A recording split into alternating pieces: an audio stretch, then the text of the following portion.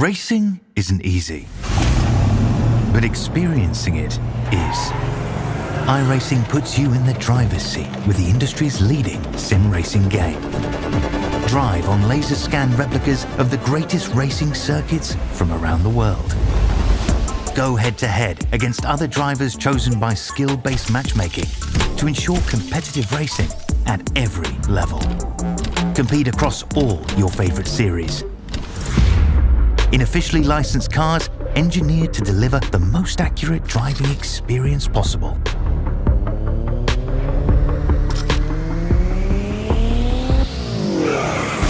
Join a race or host your own with players from across the globe. Race against the computer or in a league with friends. Feel the thrill behind the wheel. Visit iRacing.com.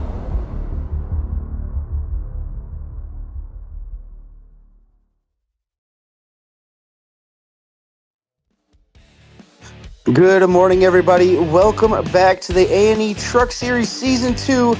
It's playoff racing. It's Talladega. 33 degrees of banking. Plate track, 3 wide, 4 wide. Anything will go here tonight at Talladega.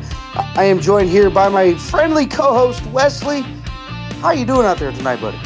Well, good morning to you in Indiana, sir. Same thing here in North Carolina, 5 a.m. Eastern Daylight Time. It's 8 p.m. Australian Standard Time, and you know what time it is, my friend. And obviously, Talladega, the wild card in the round of 8 playoffs, ready to see what guys are going to punch their ticket into the championship finale at Phoenix. And obviously, I think we're going to be in for an intense race with the trucks at Talladega tonight, but it's going to be fun. Oh, absolutely. You're going to see a lot of single file racing along with 2 and 3 wide racing as well. Then obviously the green flag pit stops. Everybody's going to try to get down in the pit lane as quickly and as smoothly as they possibly can without hurting their chances at damaging their truck, hitting another car, or even putting themselves in the inside wall. All of that is going to be covered here tonight on the Australian Esports Series on YouTube as we take a look at the Season 2 schedule. There it is, Talladega, 80 laps here tonight. And then the last race before we find out our final 4 champions is going to be Rockingham next Thursday, 136 laps. And Wes, the Rock, definitely going to be a good race. Going to be coming up next week as you see it there. Brad Newman has advanced with his win last week. Tom Freer sitting 9 points above the cut line. Jason Holdsworth is 6 above the cut line, and then Ryan Barber is +3. And then everybody below that cut line still has a chance to make the championship 4. They got to have a really good run here tonight at Talladega.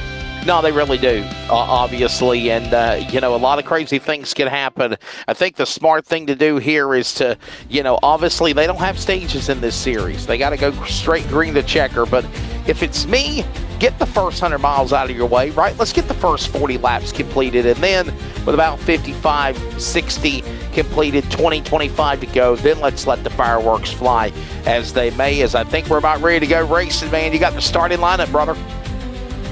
Get ready to bring up the starting lineup here for tonight's race. It's going to be Aaron Borg with the provisional pole with Ryan Barber on his outside. Row number 2 is going to be Jason Holdsworth, and then number 8 with Tim Blundell in P number 4. 5th is going to be Matt Raymond. 6th is going to be Brenton Henderson. 7th, Tom Pritchard. 8th is going to be Nigel Seidel, who has turned in from broadcaster to racer. 9th, Brian Blundell. Rounding out your top 10 will be Trent Lavelle. 11th is going to be Riley Curtis, and rounding out your top 12 will be Steve Gerber.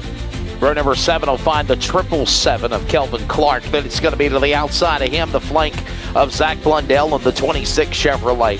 Row number 8 will find Aaron Dorman in the 253 and the 71 of Harry Taylor to his outside in 16th. Row number 9, Angus Lawford and Brad Newman, as we mentioned, already the driver that's punched his ticket in to the Phoenix in a few weeks. He'll be starting 18th. The top 10, row 20 or row 20 row 10, your top 20, I meant to say. Charles Wembley from America, Ethan Winter in 39. The guy that's surprisingly had some good finishes in Xfinity and the trucks. Dave Douglas, Double D for Nitro, and Tom Freer to the outside.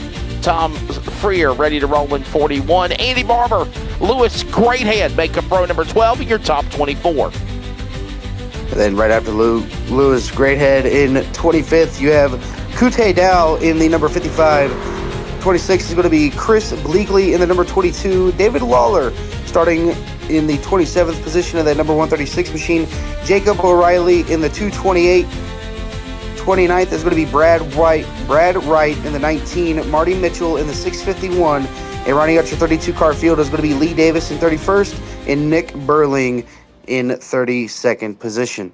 Hey, it's good to see Nick Berlin in the house for the Berlin Motor Group. Sponsors the BMG X Series, obviously, on Tuesday.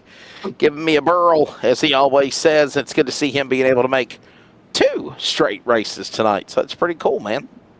As you see there on the bottom of your screen is going to be the Nitro Racing. I want to thank them for coming on board and helping sponsor this series as a setup shop. You got all the oval stuff, the Cup, the Xfinity, and the truck. If you want to learn more, you can follow them on Facebook or join their Discord at discord.gg/Nitro Racing. You don't want to see yourself on the sidelines. You want to get yourself down in the victory lane.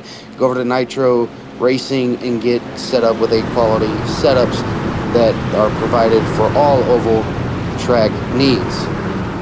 But Wesley, 32 cars on this racetrack. Pace car coming around towards number 3 and 4. You're going to go down into pit lane this time by, and it's just such a long way to get to that restart zone. You know, it's not like Daytona where the start-finish line is right in the middle of the race in the tri-oval. Right. It's 100 yards or 100 feet further than what it would be at Daytona, as we get a beautiful shot of the trucks coming around under pace laps for the first time. Going to hit the Geico restart zone. Barney, green flag in the air. Aaron Borg going to lead us to the green flag. We are officially racing at Talladega as they go whipping past, getting up to speed, changing gears, and there they go. Jason Holdsworth down to the inside, giving Aaron Borg a beautiful shove, trying to push him out, get the top 2 just single file as everybody else is back to double file racing. We give these guys about a lap or 2 to get up to full song, but when they do, they'll purr as they thunder down that 4,000-foot back straightaway known as the Alabama Gang Stretch. Then they'll work their way up into turn number 3 as they do now from the tunnel turn. That's 33 degrees of banking. Now they make their way through turns number 3 and 4 onto the front straightaway into the tri-oval, 4,300 feet long. They work off turn number 4, ready to put lap 1 on the board. Right now, Ryan Berber leads the cavalry, but they are side by side the first couple of rows to complete the first lap. And you can see it there, Andy Barber in the number 4 of Blundell taking that outside lane all by themselves. The inside lane is more intact over that outside lane. The 2 on the outside doing what they needed to do to get Ryan Barber to lead that first lap there. As already towards the back, they're going through the tri-oval. I've seen a couple of trucks trying to make it 3 wide already. As Brad Newman, you see him there coming into the screen. He's trying to make his way up towards the front, but it's all about Jason Holdsworth down to that inside, helping Aaron Borg try to get the lead. But you don't want to be on the back bumper too long. You want to give a little bit of breathing room so you don't expire that engine. Hey, you don't want to get greedy in the early going. There's Nigel Siddell, by the way, one of our broadcast colleagues on a regular basis, up on the top side. Truck number 69. That's right. Now we watch the front runners in the top 5 and 6 now try to go 3 wide. Really had trouble on Sunday night and Tuesday, for that matter, in the Xfinity Series to get the outside lane to work. Right now, they're really trying to get the top shelf going fast here in the early going. Yeah, you see there, Ryan Barber and the 4 of Blundell went from 1st and 2nd all the way back to about 10th or 12th. And now Brad Newman, the driver who started in the mid-pack, is already now battling for the race lead. It's Talladega. You're going to find your friends where you want to make them. Everybody's going to be your teammate and your friend until that very last lap. That just goes to show you, Wes, you could be mid-pack or maybe even last and still have a chance to get yourself up there to the front. Plenty of width to race, 48 feet width around the racetrack, the tri-oval here.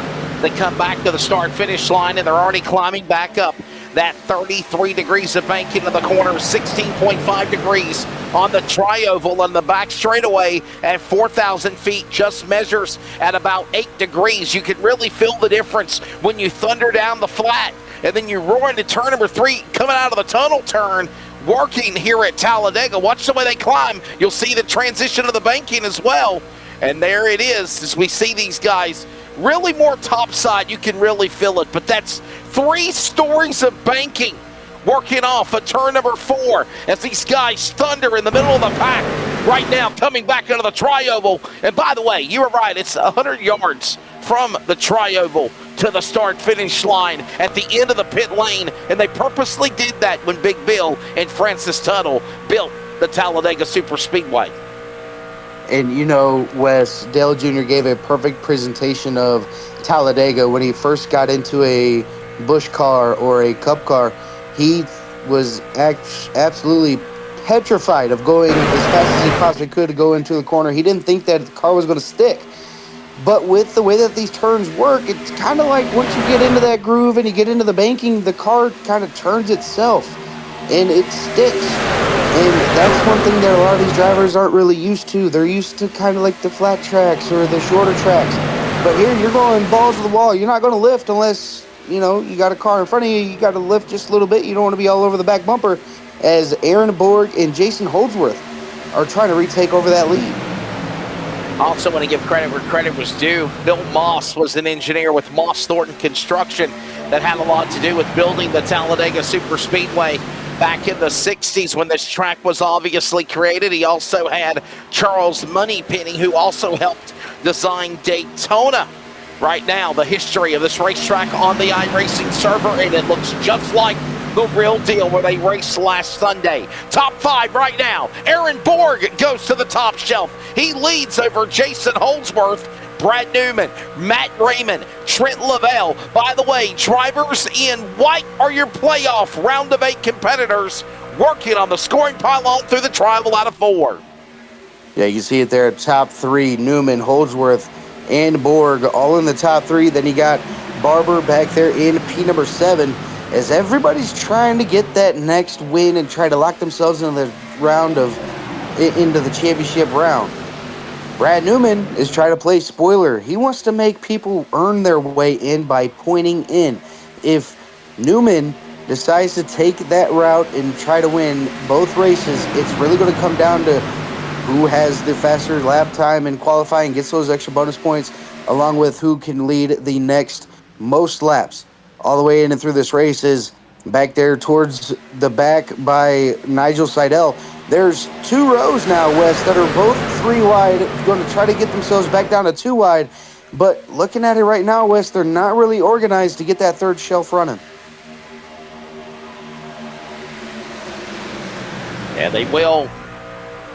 Patience key, and I think that's something we're actually seeing great right now by these guys as they patiently work their way around the racetrack here, coming out of turn number 2 down the back straightaway.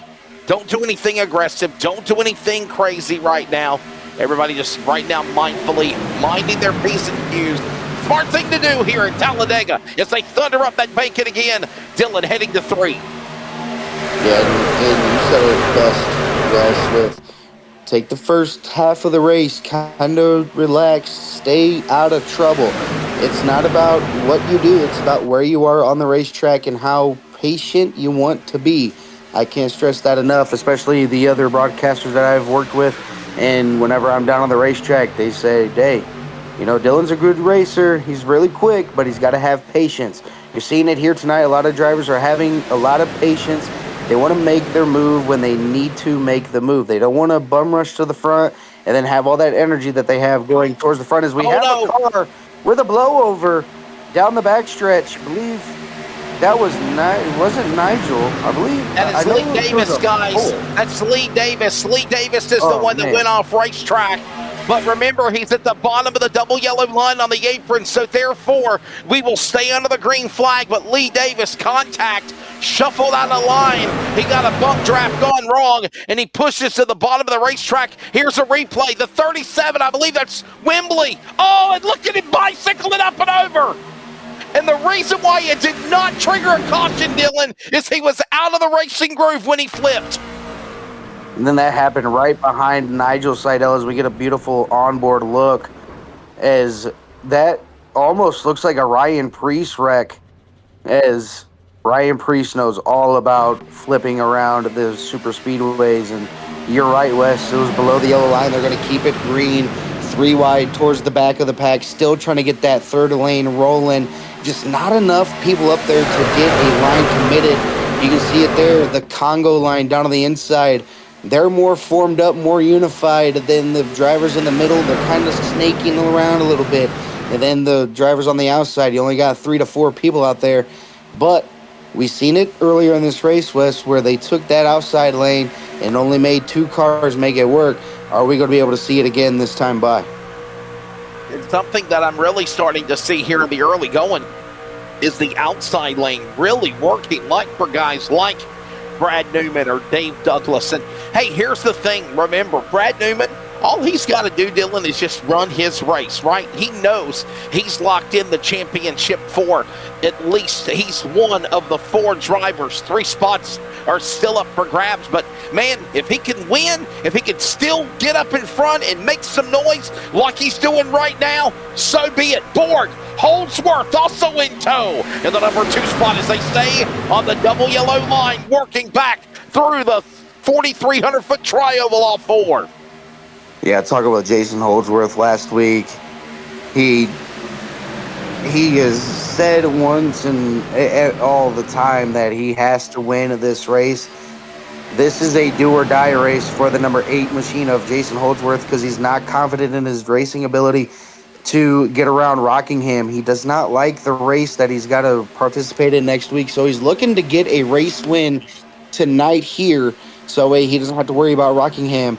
But now we looks like Andy Barber going to bow out of this whole massive magoo of cars up here. He's going to take himself to the back, and Wes, I don't see that being a bad strategy. You know, it always the wreck's always right in the smack dab middle of the racing line, and that's right where Ryan Barber was. I think that was a very heads-up move by Barber to put himself in a position to where he's got time to slow down and get himself out of the way just in case something does happen. No, I think you're 100% correct, Dylan. There's nothing wrong with that. Nothing wrong with falling out of line. There's still a long way to go in this race, right? I mean, we're only on lap 12 of 80, and I'm kind of getting concerned seeing these guys sticking it 3 wide. Now, 3's okay, right? 3's a party. 4's chaos. 5 is just, you know, detrimental if you can go 5 wide, right? But we'll see what happens. Welcome as they work off 3 and 4. Ethan Winter, by the way, up 19 spot. Brad Newman up 16 spots to 2nd. Dave Douglas up 18 spots to 3rd. Jacob O'Reilly, by the way, in the top 10 in 9th. 19 spots. High climbers climbing through the field. You see the green. They're coming. Yeah, you see there going through the tri-oval, Jason Holdsworth thought about it.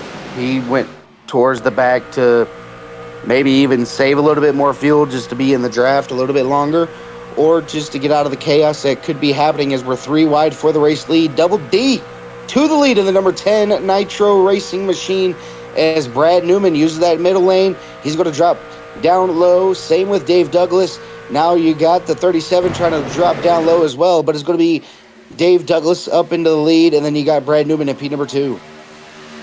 It is Douglas, it is Newman, as Dylan mentioned. Then it's Ethan Winter, followed by Charles Wembley, Trent Lavelle, Steve Gerber, Aaron Dorman.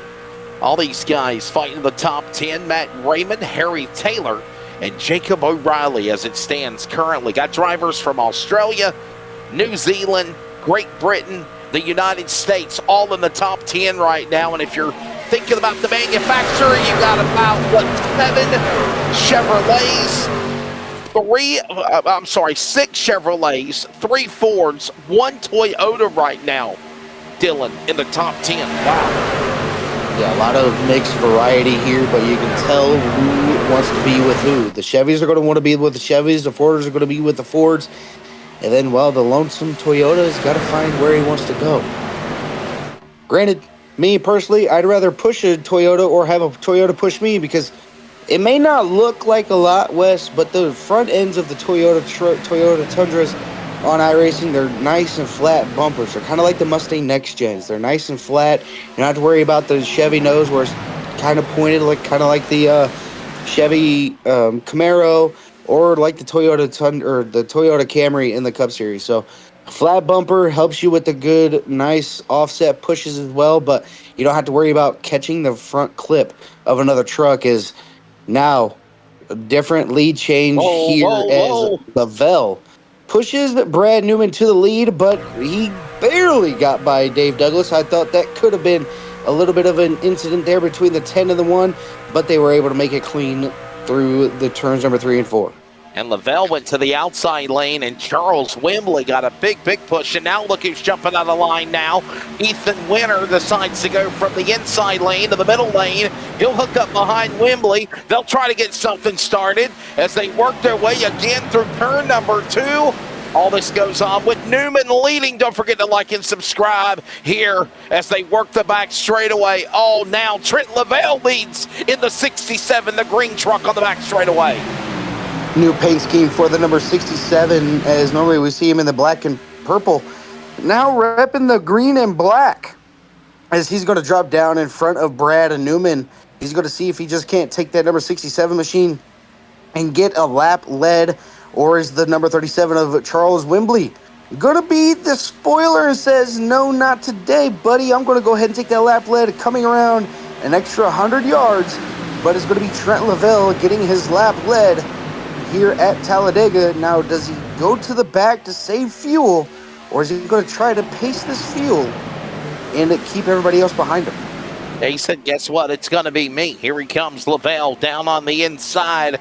And look at Wembley now. Charles Wembley had a little scare there in the early going, if you remember, with that driver of Lee Davis, who's, by the way, 3 laps down, did not throw a caution. And I can't believe this. Right now, these guys are just calm, cool, collected. It's the 3 C's, and it's great to have that mindset here in the early going at Talladega. We're about, 2 laps away until 1/3 of, or actually 1/4 of the race being completed, which will be around 50 miles as they go back into turn 1. Wembley from USA wants to lead now going to 1. Yeah, you can see it there. They're going to be neck and neck going into turn number 1 and 2, but Ethan Winter keeping a little bit of a distance off of Charles Wembley going into turn number 1 and 2. But look at the side draft that Wembley is giving to Brad and Newman as he gets a really big shot on that outside to catapult him up towards the front. And, you know, Wes, you say they're calm, cool, and collected, the 2 C's, but it's going to be the 2 C's here once we get the green flag pit stops. That's going to be Calamity Corner. That's right. Everybody going to go from 195 mile an hour all the way down to 60 miles an hour to get down into pit lane. And that is a strategy in itself. You got to make sure you know where everybody is going into pit lane. You don't want to run them over, and then you don't want to get ran over as well. So staggering each other out to get into pit lane and then forming a nice little line, if you can, getting into pit lane is definitely going to be key here tonight. But you also want to go in with a decent amount of cars to keep yourself up with the draft. You're exactly right, and obviously right now everybody just kind of being patient. We're going to see this, and I'll tell you, I got to wonder here, what do you think about the next 10 laps, green flag pit stops, Dylan? I would think so. I mean, everybody has went from 2 to 3 wide to pretty much single file. You only have 5 cars on that outside, and then everybody else, you can just see it there, just a long train down on the inside. So I'm thinking everybody's thinking about the pit stops coming up here within 10 to 12 laps, give or take. And like I said, everybody wants to be single file for those pit stops, but it's you got to be communicating with everybody, trying to make sure that you go in with the right person that you trust all the way up to that final lap to help push you back all the way around this racetrack.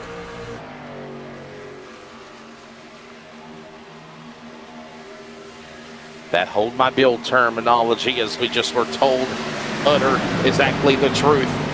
As they work their way and get down the back straightaway. It's Ethan Winter now, by the way, powering out to the number 1 spot. Got a couple of drivers in the top 5 that are non-playoff contenders, but they are rallying strong as they work off turn 4. Coming back down that 4,300-foot tri-oval inside the United Rentals restart zone. Thundering 100 yards to start finish. And look at how fast 100 yards is as they start darting inside, outside, jumping out of line. We're already 50 miles into this thing. 1/4 of the way through. Ethan Winter leads them in 2. Yeah, and as I say about going back to single file racing, to think about the pit road entry and all that, they go back to double file and now 3 wide, maybe even going to see 4 wide as looking up towards the front, Jason Holdsworth ducks out of behind the number 93 of Riley Curtis. Riley Curtis going to drop back just a little bit, but Jason Holdsworth, one of the drivers that fell back towards the back under green flag conditions, has made his way back up towards the front. He's trying to put that playoff contender back up there in the top 5. Another solid run for this guy as they work their way again down the backstretch into turn number 3. All the while, it's Winter back in front again. Newman, Douglas, slicing, dicing inside. Wembley under attack. Lavelle, think of this if you will, Dylan. All of these drivers so far have led a lap or more that are in the top 5 right now of this race, except Dave Douglas. He's been up there on the outside. He just hasn't been able to power around with the lead, but he's been in striking distance. Yeah, you can see it here. Brad Newman all the way up at the way tip top, but he's got lap traffic. Here we go. He's going to move down to the inside. Trent Lavelle 4 wide going through the tri-oval. Going to go ahead and take it back down to 3 wide, but it's going to be Brad Newman left out to dry. He's going to lose a lot of positions. He's not going to be back on the back bumper of Trent Lavelle. He's got to really dig deep, get that draft, get back up there, and start being that contender. Again, he doesn't need a race win, but he's going to do everything in his power to try to make these drivers point their way in and try to sweep this whole round. Right now, Ethan Winter still 19 spots up to the top spot. Dave Douglas as well to second. Charles Wembley in third, 16 spots. All these high climbers as they work their way again, coming off of that 33 degrees of bank in Lavelle with a push by Newman. It works on the high side. You're on board on the top roof of Douglas's truck. Double D sees a lot of action now as he thunders through the tri-oval. Lavelle, green, 67, back to the lead on lap number 24. And that's just how quick things can turn, Wes. Like, he was... we thought that he wasn't going to be able to get up there. They were all the way up against the wall, getting past lap traffic, fell all the way back down to 7th, and then was at the line in the race lead. So a lot can happen in one single lap. You can be in 12th place and get up to P number 2 or first place. You can be anywhere on this racetrack if you have the right people and you know how to run super speedways. You can get yourself up to the front and get a potential win at the Talladega Superspeedway. Is Lavelle all the way up to the top. Engaged. You're right. Yes, sir. Man, what a save for Lavelle. By the way, here's somebody else that's climbing up into the top 10. Dean, find 11th. Nick Burley from the Burley Motor Group. He is outside the top 10. He's in the 11th position. There he is in the BMG Motor Group number 016 Toyota. He is the only second Toyota in the race right now that is climbing in to the top 10. One spot outside, right behind Lewis Greathead. But I just want to give him a shout out because obviously he's a sponsor for the Australian NASCAR Championships and the BMG X Series. But Dylan, I also know me and you are friends with him. By the way, I just sent you a new friend request. I didn't know how we got unfriended on Facebook, but Nick Burling is doing a live stream on his Facebook, and I wanted to give him some love. So he's in the top 10 right now, trying to get in the top 10, up 21 spots. What a go, Nick Burling. Give me a burl. Yeah, great to see Nick getting into the top 10 as well. He's had a lot of bad luck towards the start in the end of the season with getting caught up in wrecks or even getting in the wrecks himself. So great to see Nick Burling up here getting a shout out all the way up from 32nd position up to 10th. So he's definitely going to be our biggest mover of the race as of right now. Just one spot out of the top 10, but don't count out the number 016. He could be in that one piece of the position round going into the post-race playoff or post-race interviews. As a lot can happen as we are coming around to take lap number 28 out of 80. What a very calm race so far. I don't want to jinx anything, but obviously it's working perfectly. Dylan McDonald as Ethan Winter now showing his strengths up in front. Here comes though Brad Newman back around on the high side. Got the push there by a new contender. How about Matt Raymond, the 83? He's up in the dance now as they work down out of turn 4. Yeah, you can see it there. Brad Newman is just trying to get any help that he possibly can from anybody out there on the racetrack. And everybody's going to be able to help whatever they can or whatever they want to do. It's, do you want to put yourself in that position to either A, lose more time in positions or gain positions? As now the 37, Charles Wembley, he's going to take it to the high side and try to get around Ethan Winter to lead a lap, but he's got to get all the way back around the racetrack and to make the pass on the number 39. No, I think you're exactly right. As right now, Winter still continuing to show his strengths up in the top position now as they work their way down the back straightaway. Back stretch now into turn number 3. By the way, closing in on 30 laps completed. Nobody has come down to the pit lane yet. Well, I kind of told you a fib. One guy did. That was Lee Davis on lap number 8 when he came down pit lane after crashing on the back straightaway, but below the racing apron. As now we got a 4-5 truck battle for the lead, and as I speak too soon, here they come, Dylan. The pit window's open. Did I call it or did I call it, brother? Hey, you called it, but looking at Nick Burling, he was going through the grass when we looked as we get another replay from Dean Biggles in the production area. As we look, almost getting in a little too hot, locks him up. He's going to go right into the grass, and that is going to be a hold on his part for unsafe pit entry for hitting the grass. So not what Nick Burling wanted to see, but those 5 cars going down into pit lane, hopefully something can change on that number 016 machine. They can bring themselves back up towards the front of this field. And Wes, it's going to cross everybody's mind. It's, when is the big one going to happen? Well, you spoke too soon, right? I mean, I think it's not a matter of if, it's when, right? I mean, it's got a feeling it's going to happen. We just don't know when that will take place. But for the most part right now, I'm glad that everybody is just being mindful. They're being careful. Great racing action I think we're seeing so far with everybody willing and dealing around this track so far as we are closing in on 9 to halfway. There's Nigel Sedale, the farmer, the dairy farmer. That's why his truck looks like a cow. Meow. Meow. And here comes more people coming down to the pit lane. Yeah, look like Dave Douglas, Brad Newman, Trent Lavelle. Just too many people to name. Borg, Riley Curtis, Mitch, and some Project 36 cars going down into pit lane. And this is what I was talking about. The big group of people. Look at all these people coming into pit lane, Wes. They're going to have the most. They're going to have the most draft coming out of pit lane. But you also got to worry about this group here.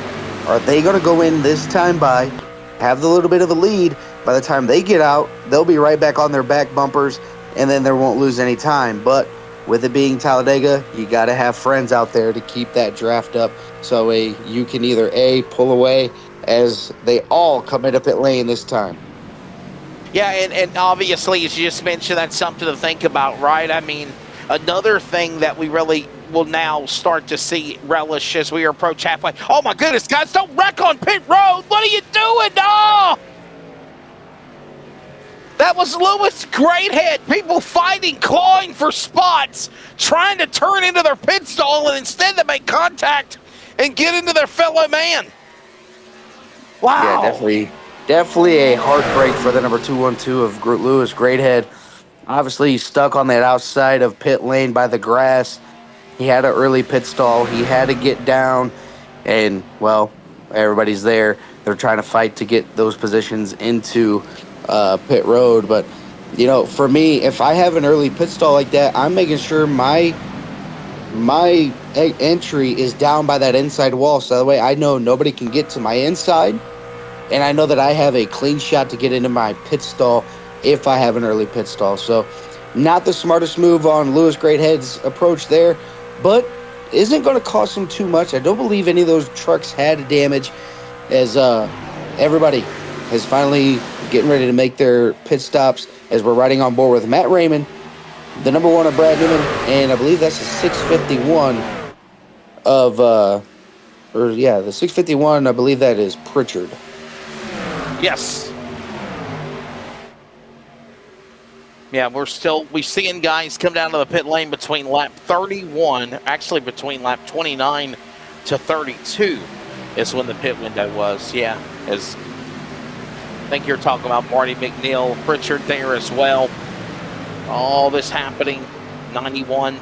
Pit lane open, more guys pitting. If you pit by yourself solo, I'm not going to say it's not going to work, but obviously you're putting yourself in a precarious position. It's better to be pitting with teammates or friends or frenemies for the time being. And if you look at the track map, obviously now, if you look around the racetrack, you can see that all the trucks are all not nestled in a big 30 truck pack like they were, a big swarm. Now it's like separate tandems around the speedway, as you see from the different camera angles. This is coming from start finish from the turn one camera, and you can just see everybody's got plenty of separation. Track map up top above, Dylan, and you can just see all these trucks are all in their own little world now. Yeah, and one thing that is interesting, Wes, is everybody's got their little pack, like you said, right? Like you got, you got Raymond, Newman, and Douglas, a 3-car pack. Then you got Wembley and Winter, a 2-car pack. Then you got Barber, Greathead, and Holdsworth, and I believe Borg, all in a pack. And then you have a couple stragglers, 2 cars, and then you had that big pack of cars. If these drivers that are up here, now that Wembley and Winter have caught up, they're going to help pull them all the way. You can see them all now. They're trying to get that line lined up, but Ethan Winter wants no part of it. If you want to build a gap and have a better chance of A, getting up to the front, or B, leading and winning the race, you want to get this pack that you're in right now, the big enough gap between you and that second pack so you can battle it out with the people that you're racing with and battling with. But the more that they don't stay in line, that second pack is really going to catch up, and then we're going to get back to double file racing. No, you're exactly right. As right now, it is the driver of Raymond in the lead. So new man up in front. We saw him up in the front right before the green flag pit stop surface. Matt Raymond up to the number 1 spot. There's a look at the point standings there. Remember, round of 8, race 2 here tonight at Talladega, Rockingham.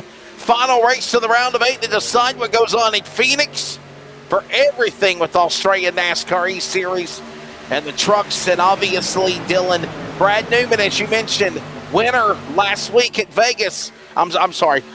Yeah, it was Vegas. Punches his ticket in, so he automatically can do any crazy shenanigans, right? He's in the number 2 spot right now.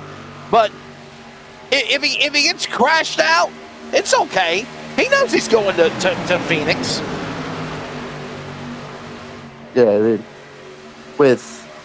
with Newman also winning it as well, you know, obviously you see the points there right before they went away, you know, 9, 3, 6, and all that. You know, everybody that's below the paint or the points. So Aaron Borg is 3 behind. Anything can happen, you know, for every position that you gain on the driver in front of you is more points awarded to yourself, right? So Riley Curtis is looking for a big day. Angus Lawford's really looking for a big day. The driver that's not really happy with not having a good day is going to be Jamie Davis, who was not able to answer the call and make the grid here tonight, as he is sitting on the sidelines for tonight's race. So that's going to put him in a bigger hole for next week at Rockingham. Yeah, just want to emphasize, by the way, this racetrack is obviously 2.66 miles, just about, obviously Daytona's 2.5 miles. This is 2.66 miles. And so 40 laps is actually 106 miles. This race distance is actually 212 miles, 80 laps. Now, if it was at Daytona like ARCA and they ran the trucks or ARCA like at Daytona, 200 miles is 80 laps. But just think, what could those extra 6 miles entail, which is those extra 3 laps, right? I mean, you never know what you're going to see at Talladega, virtual or reality. And obviously, I think it's the combi for the storm right now for everybody around the track. Yeah, looking at it right now, Riley Curtis on the back bumper of the 2, Project 36 with Outlier, Speedco, and then you got a Nitro Racing number 93 of Riley Curtis hanging on to the back of Angus Lawford, and it looks like the Chooch in the number 136. And right behind the 93, you got Trent Lavelle, who has kept his truck as clean as a whistle here tonight. But then you got the other cars behind it, Dorman, running kind of that middle lane, trying to get some cleaner on his bumper, as not sure what's going on there. They split up that bottom lane. He's going to go up to the top, so maybe a little bit of fuel saving for that front runner, that second pack. But look at that front pack, just all of them in a single file line, trying to keep it as tightly as they possibly can and try to pull away. Oh yeah, there's the second pack. Trying to keep that second pack back there and not let them catch up. Well, you're exactly right. By the way, there's a look at lap times as you see the stopwatch on the scoring pylon ticker. Lap times, tick-tock, tick-tock. Sorry, Dylan, I got Martinsville on the brain. I'll be at Martinsville on Sunday for the NASCAR Cup Series finale. Final one of the year for me, so, yeah. You know, not going to lie, every time I see that stopwatch come up on my screen, I feel like I'm watching 60 Minutes. And, yep. I am Dylan McDonald. These stories and more coming up next on 60 Minutes. iRacing edition. Halfway. What's cool about it is, Wes, is, with everybody in this front pack, everybody's thinking the same thing. Stay in line, we can catch them, we can pull away, but the minute they start getting side by side, they're going to slow each other down, right? They're nice, they're formed, they're unified, they're giving each other room. That is a big thing. Yeah. Give each other room. A lot of patience. Yeah, exactly. Don't push the pusher. Put yourself in a bad position to where you end up like Lee Davis on your lid, or being like Ricky Bobby saying, oh no, I'm upside down right now. Just kind of get through the first half, which we are halfway through this race here at Talladega. And like Wesley, like you said, give it about 60 laps or about 55 laps, the last 25. Kind of push the needle. See who's going to go with you on that outside. Who's going to make the move. Who's going to be a little bit dangerous, as they say, or drive 55 all the way around this racetrack and try to put themselves in a winning position. I mean, you want to quote some Sammy Hagar or obviously, little Talladega Nights. Look at this second pack now starting to run down the front runners. But, you also got to remember, too, coming up at the end of the month of November, I want to say it's on Sunday night, November the 30th. I was having a meeting about this with Jason and Dean and Nigel the other night. I think it's called Movember, the charity race. But it will be here at Talladega on November the 30th. That's Sunday night, November the 30th. And obviously, it's a charity race. They have crazy shenanigans that are planned for the Movember Talladega 250. But this is a good stepping stone, right? I mean, this gives you an opportunity to figure the track out, to make laps, to get seat time if you've never really ran here before, to put yourself in the catbird seat to possibly do well at that big race on November 30th, too. Absolutely, as we got the last lap in the leader lap times up here, is that second pack has caught the first pack. David Lawler's last lap, 49.7. The leader of Raymond, 51.32. So, Wesley, all I can say is that second pack is moving. They want to get up to the front, but they've got to do it strategically. Yeah, they're rolling, baby. Rolling like Limp Bizkit. Right now, Ethan Winter leading just after the halfway mark, up 19 spots. Lewis Greathead up 22 positions. By the way, how about Greathead? Remember, Dylan, he got wrecked in the pit lane, the red and black BM entry. Ford, he's now. He's battling for the leaders up front now. Yeah, great recovery for Lewis. Great head. Currently sitting at P number 3 on the racetrack. And what a great recovery for him. Obviously, having that little issue on pit road, but didn't cost him anything. Getting ready to go for P number 2. There's great, and then there's great head, and that's what you're seeing up there on that top show.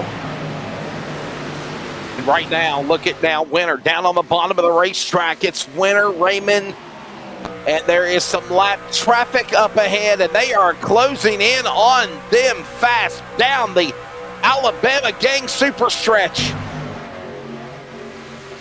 Yeah, down the Alabama Super Stretch, down into the corners as we're taking a ride on the back bumper. As you see there, Marty Mitchell currently running towards the back, just trying to survive Talladega as the lead lap cars have lap traffic in 2 different lanes. Nick Burling right there in the middle. He's got nowhere to go, but they're going to be 3 wide, 4 wide through this racetrack.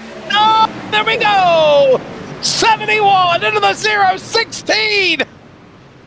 And here we go. Oh, my goodness, Dylan, here it comes. Oh, Nick Burlin and others. Oh, no. Yeah, Nick Burlin, Zach Blundell involved in that accident. Maybe another guy trying to pull away, and it was fun while it lasted, Nick. Yeah, Nick Burling, as we get a nice little replay here. And right here, you see Nick is not in a great position. He's 4 wide trying to get out of the way, and he just gets caught up and gets caught with the side draft, puts himself up on the outside wall, a little bit of airborne. And right here, I would have just locked it down, get the truck slowed down as best as I possibly could, let everybody go on by. But he pulls a Kyle Busch and throws it in reverse and then gets into a head-on collision. Nothing that the Zach Blundell could do. You can see he's already checking up, trying to get away. He's already committed to that inside lane, and then, oh, bang. Oh, wow. Looking at Nick like, oh, did I do that? He's going to go ahead and throw it in reverse, Terry. As everybody believes they might go into pit lane. No, they're going to pit again. I really do. I believe they're going to come back and pit again, Dylan. Now, do I think this could be the money stop? Absolutely. For sure. This vacates pitting under green flag. And just think, if you come down to the pit lane now, 32 laps was the distance before they pitted, between 29 to 32, roughly 31, 32 laps. It's what, lap 57 when they come, or 47 when they come down to the pit lane. I got a feeling they're going to come in. It might just be fuel only. They're at least going to top off the tanks, right? Freshies might be an option. 2 side tires might be an option. But I do think everybody's coming down pit road. You're going to see a kaleidoscope of colors come to their pit box here any moment now, and this will be the money stop unless we have another late race caution, Dylan. I mean, I'm kind of skeptical. I mean, it is caution. This is where I would take tires, right? You know, you're not going to worry about everybody. You're not going to worry about everybody, getting out way ahead of you. You're under caution. Take the tires. But I want to know in the YouTube chat and everywhere else that we're streaming on, I want to know what you guys would do out there in the chat if you guys were in this race. Would you take 4 tires, 2 tires, or no tires and just fill it up with fuel? Go ahead and leave your answers down there in the chat, and we'll be reading them, seeing what everybody else says. As everybody coming down, we see a couple of takers taking some tires. Looks like Brad Newman decided to take gas and go, but it seems to be a 2-tire stop for a lot of these drivers. Yeah, Rand Campbell chiming in, and he says this is the second time this week Nick Burlin involved in an accident, and it is unfortunate. I know our buddy Nick Burlin, I know he doesn't mean to do it intentionally, right? I mean, I know he doesn't get to run with us a lot, and obviously we appreciate what he does with the Burling Motor Group, with the BMGX series and more, but I think it was just a... Well, you saw it. I mean, I don't think we showed a replay yet. Let's show you a replay if we can in the truck of what happened, and you can literally see, Dylan, they were catching up on lap traffic. We had already acknowledged that when they came off the Alabama Gang super stretch. And when they got back into turn 1 and 2, you can see they were sticking it 4 wide. And, I mean, look at this. You got him right there. He didn't even get into the guy. He made a move to try to miss the 71, and then they hooked up together again. And, I got to give Berlin credit. Last go around on Tuesday night, he took out a lot of big competitors. He was a part of the big one in the late rally. This time, he lost control after some contact with the 71, Dylan, but he did the right thing, and he kept it up against the banking until he came back down after getting into Harry Taylor. And, he didn't take out a lot of other trucks. And you would think, especially with the way that the banking is here at the track, everything goes downwards. That is not the case at plate tracks. Everything goes upwards. Right. It's so weird how it works. Like if you go to a short track, they go to the bottom. You go to a plate track, everything goes up. It's so weird. Like me, whenever I'm racing a plate track, I want to be on that bottom because I need an escape route, the grass, whatever the case may be. Every time I try to put myself on that outside, I tend to find myself inside the wreck. And then I'm like, well, I got to go back up to the top. As maybe a little bit of top off. Maybe they weren't able to make it, Wes. Maybe a little bit. They want to be towards the back and save just enough fuel to make it the rest of the way. Yeah, unless these are some of the guys that didn't come down to the pits, right? I mean, they didn't pit the last time, so with the front runners. So I kind of find that.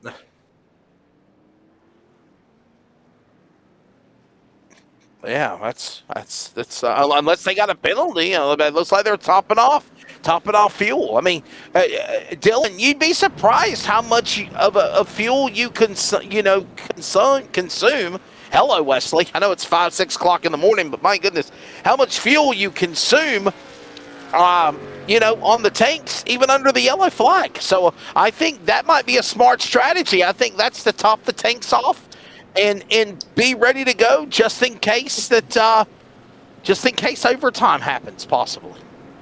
Yeah, absolutely. And, if we get another caution, obviously everybody's going to come down, top off on fuel just to be sure that they can make the green-white checkers if we have them.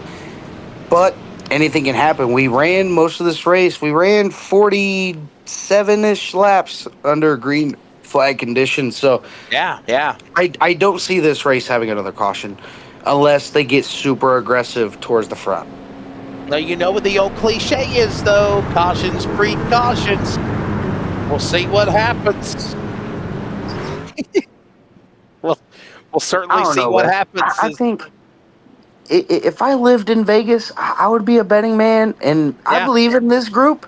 I think they could go green the rest of the way, and it's going to get spicy towards the front. We're going to see 3-4 wide for that race win here tonight. Going to get spicy tonight, right? Spicy. But pace car down the pit road entry for the first time here tonight. Your first restart here at Talladega, 49 laps out of 80. Hit the Geico restart zone. Brad Newman on the inside. We're back to racing as he's got Jason Holdsworth on his back bumper. Is a beautiful shot going across the This Is Talladega start. And then you got Double D, Dave Douglas, and Ethan Winter on that outside. Then you got the two drivers down on the inside, the 1 and the 8 of Jason Holdsworth and Brad Newman. And then you got Matt Raymond right behind them. So 3-on-3, top and bottom. Who's going to be the one to be able to come back around as Jason Holdsworth down below the yellow line? He's going to drop towards the back. Yeah, Jamie Davis chiming in, and he says it was just a mistake. So you're exactly right, Jamie. Thank you, man. We appreciate that. Field works their way off of turn number 4, coming back to the green flag. Look at Double D, Dave Douglas. He's up in front. I know Nitro's got to be happy. Look at him 4 wide for just a moment. I got a feeling it's about to get good in the neighborhood right here. It's about to get antsy up in the front. You're closing in on 30 laps to go, 50 completed. It's go time. As we haven't even talked about it. Oh, sorry. Go ahead, Dylan. We haven't seen or talked about this driver at all race long, but Tom Freer, don't count him out. He's up to P number 5 in that synergy number 41 is Brad Newman. Put himself all the way up at the top side, and he is falling back. Aaron Dorman now leading that way outside all the way up against the wall is Air 3 wide for the 3rd position. Oh, boy, today's Tom Freer is high on you. Watch this. Trying to go to the outside lane. He's trying to power his way up into the front runners. Look at him, 3 wide. Look at Dave Douglas holding off the cavalry. Under 30 to go. You're on board with Tom Freer. Now to the inside. Behind Great Head as they go back into turn 1. And we're 3 wide again. Wembley up top. Wembley, Raymond. Is that Dorman on the high side as well? Fresh in from the Bathurst race. Yeah, Aaron Dorman trying to put that number. What number is he? 309 or something like that. All the way up to the outside. As he is going to make his way down to the middle, he's going to go back to the outside. Doesn't want to follow Wembley. He's going to have Trent Lavelle all over his back bumper, but here comes Wembley. Wembley wants a little piece of that action. He's going to try to get around Dave Douglas the hard way on the outside, going to try to lead a lap, but it's going to be Dave Douglas through the tri-oval, and it's going to be Dave Douglas leading this lap. Aaron Dorman, still don't count him out. He's still up there. He's just got to get that next little bump to push him up towards the front. Trent Lavelle all over the back bumper. Hey, by the way, don't forget the Australian NASCAR Championships National Sunday Night Series will be back in action, right, Dylan? I know they ran at Talladega this past Sunday night. Due to some technical issues, they couldn't do the race live. I know they tried, but they will be back in action this Sunday night at Las Vegas. Yeah. Final race before the championship round. Yeah, definitely a yes.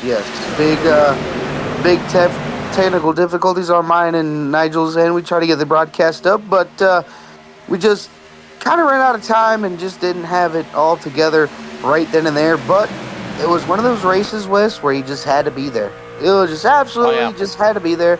It was fun to watch everybody go around in the Xfinity cars at Talladega. They had a big one towards the end of the race, kind of like the Tuesday Night BNG X Series. So a lot of drivers ended up getting good, valuable points. And Wes, we are back to the Congo line, down to that inside. 2 drivers up on that way outside. Brad Newman leading the 3rd lane up here toward the top. Working off of that Alabama Gang Super Stretch. By the way, if you didn't know, the name honors the original members of the Alabama Gang of NASCAR, a group of racing legends who played significant roles in motorsports history as well as also in Talladega. And those names include Bobby Allison, the late Bobby Allison, Donnie Allison, and Red Farmer. That's where the name, the Alabama Gang Super Stretch, came from, as they're hitting it again off turn number 2 there, Dylan. You already back down to the backstretch here at Talladega. A little bit of wibbles and bobbles. Brad Newman down to the middle under Trent Lavelle. He's going to try to make his way back up there towards the front as he's going to get around Aaron Dorman. He's looking up high. Now he's going to squeeze it through the middle, making that hole his own. Newman really trying to get up towards the front. He's being super aggressive. And, I mean, Wes, 26 laps to go. And he's putting his truck where you really don't want to try to put it, but he's making it work. Yeah, I think he's PO'd right now, right? I mean, I think something happened on that restart. He got shuffled out of line, might have found out who his friends were or not, and then he fell all the way to the back, and he's like, you know what? I'll show you what I can do on my own in this Chevrolet bow tie number 1 machine of Newman. He already knows he's in the championship finale at Homestead, at Phoenix. But right now, he's just working right through the field, and he did it on his own, picking up trucks 1 by 1. Now he's in that middle lane. Under 25 to go. It's about to get exciting here in Talladega. We're 3 wide, 5-4. That's 12 trucks, 3 wide coming into the tri-oval. Yeah, you see it there. Jason Holdsworth back there trying to make his way up there towards the front. But the one that's been making the most noise is going to be the number 1 of a Brad Newman. Again, already advanced to the championship 4, but wants to make a statement saying, if you want to go to that championship 4, you better point your way in because I'm going to make it the hardest championship for anybody else to win, as he's looking to make his truck as wide as he possibly can to get himself back up there towards the front. And there's only 3 drivers in that middle lane. You got 5 on the outside, and then everybody else down on that inside. The top 4 on that inside, nice nose to tail. A little bit of a gap between Jason Holdsworth and Tom Freer, and then a little bit of a gap between Kute Dow and Jason Holdsworth. Is now that top lane is starting to diminish. That 228 goes down to the middle, as looking to probably make it 4 wide as Ethan Winter gets right up on the back bumper of that number 19. Don't forget, Australian NASCAR E-Series Championship Sunday night at Vegas for their penultimate race of the season. Tuesday night, we're going to the Tricky Triangle at Pocono. And next Thursday night, we're going to the Rock. And right now, down the back straightaway, look at Newman under attack. Here comes right to the inside. He's got a bumper to the one of Newman. That's the 39 a winner, and he pushes him up the hill. Dorman's got friends on the high side as they work forward. You know, they always say you got friends in low places. Well, looks like Ethan Winter is having Brad Newman, his friend, in high places.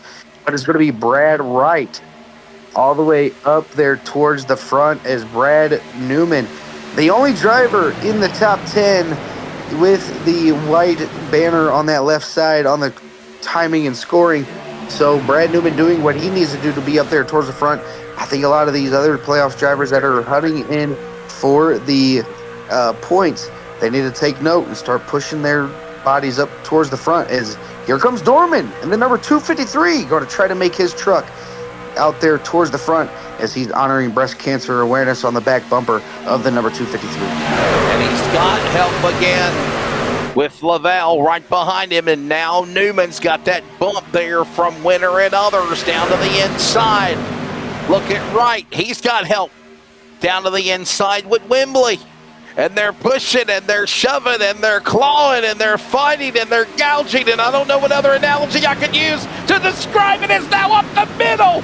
Like a hot knife through butter goes Brad Newman. He's in the championship Ford Phoenix already. He's looking for the win here with 20 to go next time by at Talladega. Look at that. He goes from the top to the bottom to slam the door on What a Brad block. Wright. He's seen that Ethan Winter had a beautiful run on that middle lane. He's going to go up and block the run in the middle. Now he's back down to the inside. 3 wide for the race lead. Aaron Dorman trying to make that high side work. Unbelievable. And now we're 3 by 3 again.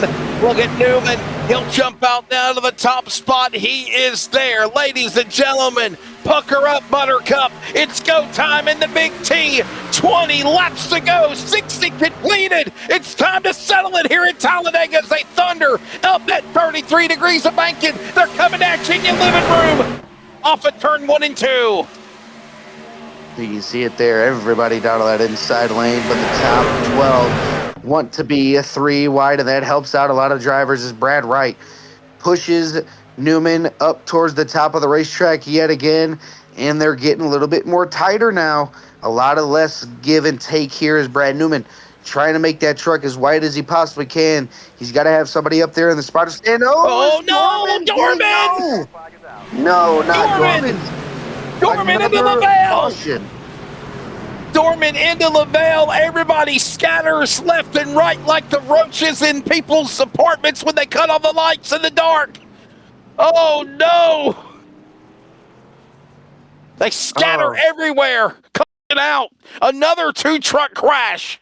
It is Dorman. It is Lavelle. The top side is dangerous tonight at Talladega. Look at how close Winter and the other truck of Raymond could have got it there. Unbelievable, Dylan. You know, now looking at that angle, I don't think Lavelle touched Dorman. I think Dorman kind of got down and made contact with Matt Raymond. As we get another look here, we're going to see Trent Lavelle right behind the number 253. He gives a little bit of room. I think it's bad air. I think it's bad air. It's definitely that contact between Raymond and Dorman. Oh. And Lavelle obviously nowhere to go. He's already on that high side, and that's exactly what I was talking about. You're on that high side, you got nowhere to go, because even though that truck was pointed down to the inside, he corrected it towards the top. So a lot of damage on the back bumper of that number 253 machine. Hopefully not a lot of damage on the You're not number pitting. 67. Are you going to pit? What do you think, Dylan? You think you're going to pit? Oh, absolutely. I'm going to go down pit lane. Yeah. Top it off on some fuel just in case we do have green, white checkers. There you go. And maybe possibly take some right side tires. I mean, lap 47, 48, guys came down pit lane. Then they came back down pit lane again at 49. We'll see. We'll see. Track position or pits? What would you do in the audience in our chat box? Let us know. Would you stay out? Would you go in? They are staying out. I can't believe it. Brad Newman, right? Winner, stay out. Wembley comes in. Trent Lavelle comes in. Unbelievable. Dylan, I think I called their bluff. I mean, track position really isn't everything, especially at Talladega. I mean, look at what Brad Newman did. He qualified towards the back. Within, 10 laps, he was up there towards the front. And by my calculations, we got 18 laps to go here tonight. So you definitely have enough time to get yourself to that front. But with it being this late in the race, I can see why they didn't do it. They didn't want to take the chance of being that down there towards the back and bring themselves up there towards the front, as we're going to bring in one of these racers, the Moo Machine, if we can get him up here in the broadcast. But we're going to move him on up here and get a little bit of a word with Mr. Nigel, because I don't see him in. I don't see him. I don't see him, guys. I don't see any of these people. We don't have the rights that I have with other leagues to. Oh, I know where Nigel is. Well, go get him. Nigel's in the Nitro Discord. Come on, find him now. Get him. Oh, he's in another Discord.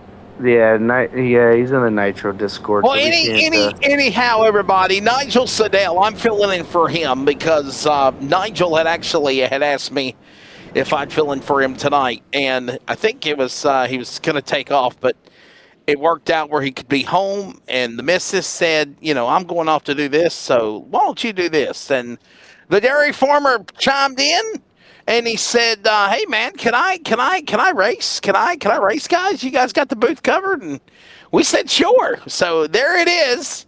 The dairy farmer, what does that say? Fair farmland? Well, it was a great view till you changed the camera angle. Fantasia Pastoral Company. If you don't know what pastoral is, it's like pasteurized cheese and dairy and all the good stuff. So, yeah, there you go.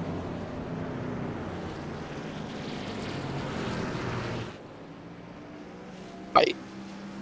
Yeah, it looked like Aaron Dorman got in the side of Matt Raymond, and with the bad air that, the aero push that Trent Lavelle had on the back bumper of the number 253, just kind of sent him on around. And, once we get it loaded back up here, you can see, another look at it. Trent Lavelle's on the back bumper. He never made contact, but the way that they were offset with the 83 and the 39 being offset just a little bit, Aaron Dorman didn't expect him to be above that dotted white line on that outside, and just kind of made contact. Dylan, I know that a lot of iRacing people frown at us and they'll get mad, but I'm sorry, I call a spade the way it is. It looked like netcode. I know we can say side draft or dirty air or whatnot, but if you look at it again closely, like I'm seeing on the replay on the YouTube feed, I mean, it really looks like netcode. It really does. It looks like there was a spot. He turned, the other guy wasn't quite there yet, and then all of a sudden he was, and then bam, you got a delay, and you got guys wrecked. And it's frustrating watch it one more time. Just watch it, okay? I don't want to say the 83 of Raymond got into him. I just think either it was dirty air or, like I said, netcode. Watch this one more time, down into the corner. Just watch it. I mean, you're right up on it, Dylan. Like, look at this. I mean, right there. If he didn't bump him, what did? Yeah, just a tiny little bump there, and you can definitely tell just by the way that the truck even moves as he goes down towards the inside, and it just sucks that those drivers ended up getting away. But on the bright side, if anybody wants some memorabilia, Aaron Dorman is signing that back tailgate for a limited $4.99, and you get just a little piece. So if you guys want some memorabilia, go down to the number 253 pit stall and get yourself a back tailgate with a breast cancer awareness ribbon on it and Aaron Awesome. Dorman's autograph. But pace car down into pit lane one more time. Get ready to hit the Geico restart zone. It's going to be Brad Wright and Brad Newman. Bad to be Brads. They're going to lead us off to the green flag, and they're going to be green flag racing here as Ethan Winter all over the back bumper of Brad Newman going into turns number 1 and 2. Yeah, they changed it again, Dylan. It's now the United Rentals restart zone. I don't know if you knew that or not, but United Rentals is now the new restart zone sponsor. Matter of fact, the other week ago they had a Busch Light restart zone. They had a Toyota Echo Park Automotive. I mean, I've seen it all. So, and now we go to the back straightaway, down to the inside. Look at Dave Douglas, Double D. And look at Brad Newman right back in the fight. Hold on, baby. Look out. That third lane on the top shelf ready to go again. It's right this time, carrying the cavalry off 4. Yeah, you see there, everybody trying to fight for position. The 19 was side drafting so hard on that number 10 machine, trying to slow down his momentum. But here comes Double D. He's going to look to the inside.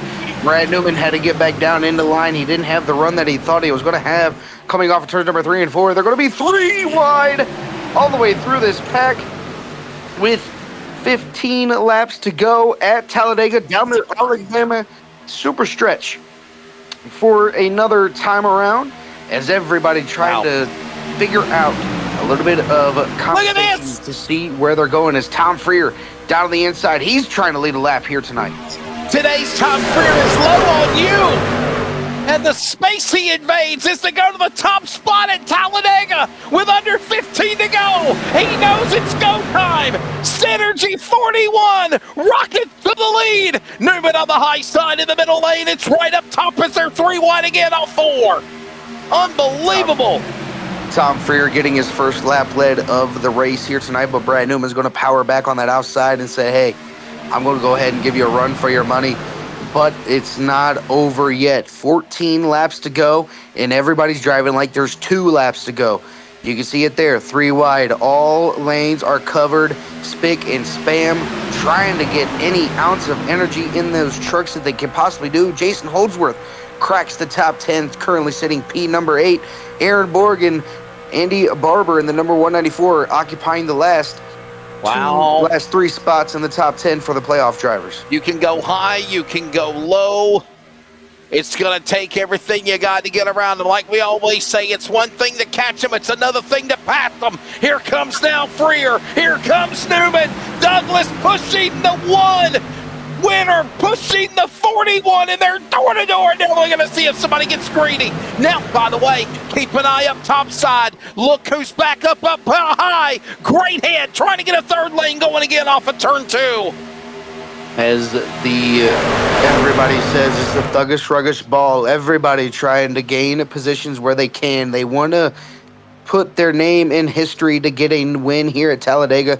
You can see down there on the inside, Tom Freer kind of running about half a truck width off that bottom lane to give Ethan Winter a little bit of air on that front nose. And here he comes, Aaron Borg on that outside with the number 194 or the 91 and the number 4 machine on that outside, trying to do what they can do as a Pritchard, Barber, Borg, top of 3 wide, battling for the race lead, all side by side. You can see them all in silhouette, trying to get up there and lead those laps.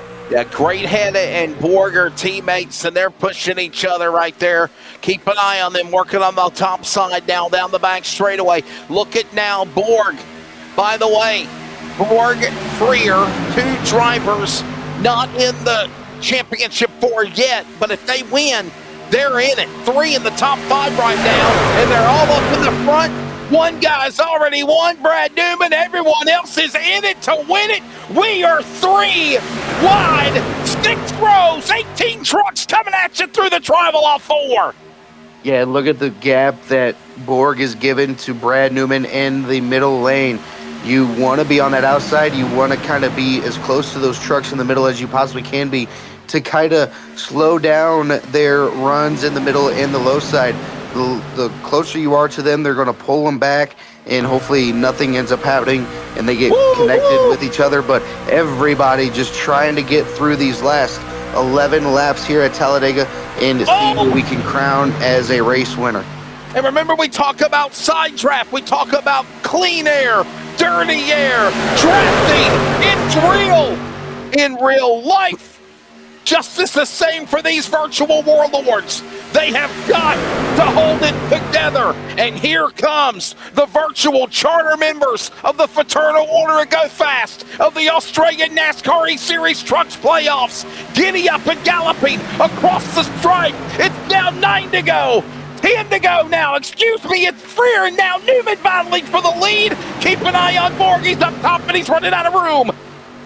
Yeah, you can see it there, that top lane kind of dwindling down. They're going to make it back to 2 wide, and a lot of drivers are going to go back down into that middle lane. They want to get that run the way they can to get that run on that outside and possibly get the race lead all to themselves. As look at that, look how close Tom Freer and Brad Newman are. Look at the gap. I don't know about you, Wes, but since I'm a racer, if you're going to leave a hole, I'm going to fill it. But Ethan Winter says, nah, I'm not going to fill that hole. He's giving me the air. I want to stay behind him. I don't want to put these two drivers in a bad spot. Ethan Winter, not a playoff driver, not looking to make a championship run, but he's got Tom Freer. He is on a championship run as it sits right now. Tom Freer getting really close to that number 1 machine, but here comes Aaron Borg up on that outside. These two get to battle, and they're going to forget about that top side. And look at that. Like you said, Wes, 6 abreast, all trying to jockey for position. And single digits now, as you said, as well, as they thunder through the tunnel turn into turn number 3, 33 degrees of banking. You're watching Borg on the high side. He's got Pritchard behind him. He's got Barber, so he's got Fritz, and we got trouble. Newman almost got turned. Contact. Dave Douglas into the back of the tailgate of the one. Somehow, Fishtails saves it. 4 wide, 5 wide, coming to the line. They can go in Talladega. Unbelievable. And Tom Freer's in the lead. Yeah, that would have been absolutely tragedy for the whole entire field, as Brad Newman was the leader at that point. Remarkable driving by Brad Newman to keep that truck as straight as he possibly could. Hopefully he's wearing brown pants, because that was an oh no brown moment, sponsored by Nitro Racing down there on the bottom of the screen. With 8 laps to go, Brad Newman getting himself back up here to the front after that scare coming to the line. And he's got Newman right now on the inside. He's got Freer at the passenger door. They're stride for stride. First 2, 3 rows, 3 wide. Now they're going, getting something started up top side again. That's Lawford. And now some teammate trucks. Project 36 climbing up in the top shelf where Grandma hides the hot trick-or-treat Halloween candy from Grandpa. And sometimes it's dentures, but it's getting down to the good time. Hold on to your poly dent. They're working off turn number 4. It's Freer. It's Newman, it's Winter, it's Lawford now with Douglas in the top 5 with 7 to go to the back straightaway. And there they go, 3 wide. They're going to try to get those Project 36 machines up there towards the front, get in the clean air, and they're going to use the track to their advantage. They're going to make those trucks as wide as they possibly can, but not going to be able to get around Brad Newman and Tom Freer. Look at them. They're all even. But now the top lane is going to surge towards the front. Wow. Angus Lawford could have taken the advantage to go down to the middle lane and block off of the number 4 wide. Oh, my goodness. I could have thought they were going to crash. Oh, no. He bicycles into the crashing up and over. The 93 gets up in the air. He bicycles into the corner. You just knew it was about to happen. Chaos, calamity in turn 1. 6 to go at Talladega. Unbelievable. And there is our big one. Like you said, Wes, it's not if, it's when it was going to happen. And it happened on lap number 75 out of 80. What does that mean for Riley Curtis, another and other Wow. playoff drivers. As I know, Jason Holdsworth got a little bit of a piece of it. Aaron Borg possibly got a piece of it. As we come back to a replay here. Dale involved. Look at Oh, Norris. man. Aaron Borg, did he get a piece of it, or was he smart enough to back away? Watch this. I think he knew trouble was happening. He Okay. got around Wow, it. he's okay. Wow, he's all right. Aaron Borg's okay. That was a Wow. Dale Jr. move. You knew it was going to happen, Wes. They were fighting angrily with everybody. You can see there, Jason Holdsworth getting a little bit of a piece of it. One of our playoff contenders. And then Kute Dow back up across the track, and Riley Curtis nowhere to go. And that's what I was talking about. Bicycling in the air. Everybody going up to the top. And that's where you don't want to be, especially at a plate track. Oh, big hit with What the a number heartbreak 93 for after. Riley Curtis, by the way. The 93 of Riley Curtis. Watch this. This is on board with the 91 of Tom Pritchard. He sees all this happening. Checks up in front of everybody. He thought he's okay. Just a little bit of glancing blows, if you will. Maybe a little damage. Man, I'm trying to think that Lawford started it, actually. I think it was. Yeah, Yeah, Coupe no, Dow, Lawford, they're all in that mix there, so just kind of take your pick. Oh, So it boy. starts with Lawford. It's behind Lawford. It's behind Lawford.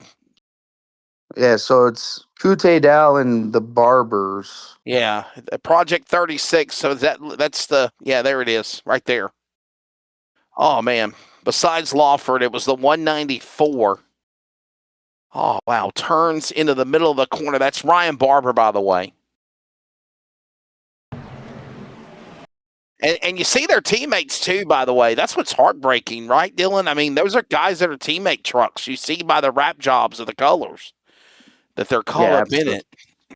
Absolutely. And, you know, I thought maybe Jason had a little bit more heavy damage than what he had, but he only got tagged just a little bit as we get another frontal view of the number 194. A little bit of a tag there by the 136, and then right here, Kute Dow to the right rear. He's going to go ahead and go down, tag the 228. The 228 is going to go down. He's going to be able to save it. Jason Holdsworth, nowhere to go. He's going to get tagged just a little bit. Luckily, that 194 was able to get back down on all fours, keeps the rubber side down and the roof side up. And then, Riley Curtis, hello, nice to meet you. Give you a nice little wave. As luckily, the Awesome 194 does not do a blowover. Awesome camera angles, by the way, from Dean Hopton. And by the way, this race is not over, right? I mean, they're coming to the line. We're still, we could look at the 1 to go indication this time by, which would be 3 to go. They'll come back around, lights off on the pace car, so it'll be a 2-lap shootout. But remember, though, Dylan McDonald, they're still in the regular scheduled distance, so it really wouldn't be a green-white checker. There's still a chance for overtime here. Yeah, absolutely. Anything can happen, and especially with it being a green-white checkered, you're definitely going to see that 3 and possibly 4 wide, like we just seen for a couple of laps there. As you know, everybody's going to be jockeying for a position to try to get that race win. Man, I'll tell you what. Eli Productions. All these guys are okay. All they got to do is just hit the reset button. You know, it's hit the. You know, that would be an oh hell moment in real life, right? That'd be a scary crash. But all these guys have to do is just hit that reset button. But Dylan, let's be honest though. Me and Jacob Reeves on another broadcast league, we talk about this as well, and you know, actually, you guys have a chance to risk injury, right? I mean, if you're caught up on the steering wheel and you don't let off the wheel and it jars or shakes, you know, contact in the wall makes the vibration. Being in one of the butt kicker seats or an iRig, you can risk the injury to your hand, your wrist, your arm. There's guys I've talked to that have said they've had that happen to them. Oh, yeah, absolutely. Especially with drivers that have the direct drive steering wheels. If if they run a lot of force feedback on their wheel, and like you say, Yeah. whenever the wheel snaps, if they wrap their thumb inside the wheel, that is definitely not a no. And then if they have motion rigs, you may never. A lot of people drive with motion rigs, so if they're not careful and they do have that big impact and they have their motion rig set up to where it takes a lot of brute force, it could throw you out of the sim rig. And a lot of sim rigs come stationary with 5-point harnesses, so that way you are safe in your rig, kind of like what you see in the NASCARs, in the Xfinity Series, and the Truck Series in ARCA. So a lot of drivers really have to pay attention to what they do. And me personally, I feel like a lot of drivers that have direct drive wheels in this series, they're going to take that direct drive force feedback and they're going to turn it down as much as they possibly can. Obviously, they want to Right. feel Yeah. they want to feel the tension in the wheel, but they don't want to be able to snap their thumbs in half or have it come flying back at them. Yeah, so to answer your question, in a good one, Eli Productions, to answer your question, we unofficially know the drivers are okay, but yeah, there is a chance of a risk of injury for sure. Thanks again to Nitro Racing. As Dylan said, lights are off on the pace car. They will be coming back to the line, and we will be going back to green. This is we are now I want to let everybody know this is shades of what happened at Caraway in the broadcast race that I had on Saturday night. This is not overtime. This is still the scheduled distance. So if they don't come to the white flag and they crash again, Dylan, we then set up a chance at 3 attempts at overtime. But here we go, man. Tom Freer, Brad, and Newman going to lead these drivers back to the green flag, getting ready to go and hit that restart zone here at Talladega. Tom Freer elected to take the inside. Brad Newman on the out. And right here, you can see it. Tom Freer, Ethan Winter getting a really good jump on that inside. Brad Newman trying to side draft, not let everybody go out and get a good run, but it's going to be Tom Freer and Ethan Winter on that front row all by themselves. Tom Freer looking to advance into the Final Four in 2 weeks' time. Lap number 78 flashes up on the pylon. Penultimate lap of the race, and the work the back straightaway. Tom Freer, meanwhile, they're getting antsy in the back. They're almost slamming off the wall. They hold contact, they hold serve. Tom Freer over Winter, over now Greathead as they thunder into turn number 3. Yeah, you can see them there. 9 or 10 cars all by themselves, just trying to do exactly what they need to do. But we have a caution flag out on the racetrack, and it's another big one towards the back. Oh, Steve the 61 in 93, Riley Curtis back No, involved. it's Steve Gerber, it's Zach Blundell, it's Nick Burling. These drivers involved in an accident coming off of the tunnel turn, off the banking in turn number 3 and 4 as they come down the apron. And again, Dylan, this will now set up overtime. They should have been coming down to the white flag this time by, but unfortunately, caution is out. Trap them in, Talladega. We're going to overtime. Shootout number 1. I call it free racing. Oh, the 26 lost it there, Dylan. Wow. Oh, man. And nowhere to go for a lot of the drivers as Zach Blundell loses it in the middle of the corner and ends up sliding up and tagging the 61, and then the 61 to grabbing the number 93 of Riley Curtis. If your day could go wrong, yeah, that's exactly what it is for. Oh, whoa. Yeah. Yeah, that's Dorman on the bottom, guys. Dorman got into him, and then Steve Gerber, Zach Blundell, Nick Burlin, as well as Riley Curtis involved. There was another 5-car kerfluffle, if you will, down the back straightaway. Watch this again. This is on board, I believe, with Blundell. Zach Blundell in the 26. Whoa, Blundell lost it. No, I want to say, I'm from North Carolina. What is the abbreviation of NC, Dylan? Yeah, and that's what I think happened. NC again. It's NC again. Yeah.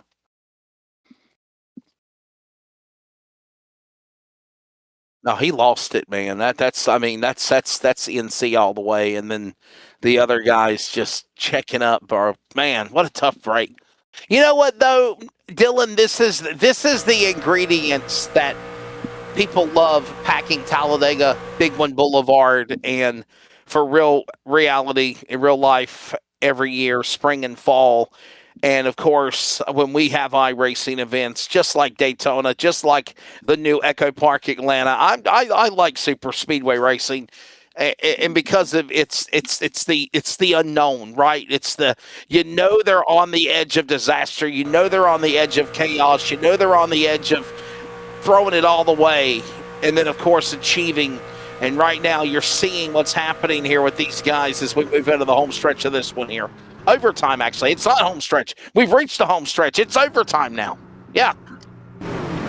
Yeah, as we look at the number 016 of Nick Burling during this caution, as he got out of the way on that final caution, didn't want to be involved in that wreck. As everybody, single file in West, this is going to be a great finish. Restart number 1 of 3 of the overtime rules here. Obviously, how overtime works for the viewers at home that don't really know how overtime works because we hardly ever get to see them. If the leader crosses the line to take the white flag, the race is going to be official.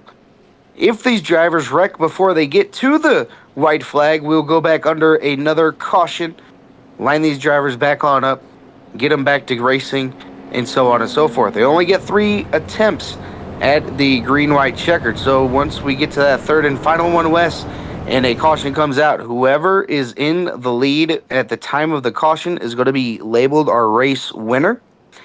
As looking at the schedule, Rockingham next week. Oh, wow. That'd be a fun one. 136 laps. I'm not sure if it's the updated in Rockingham or if it's the old bumpy Thunder Valley Rockingham. As it's, oh man, Rockingham is my favorite track. Awesome.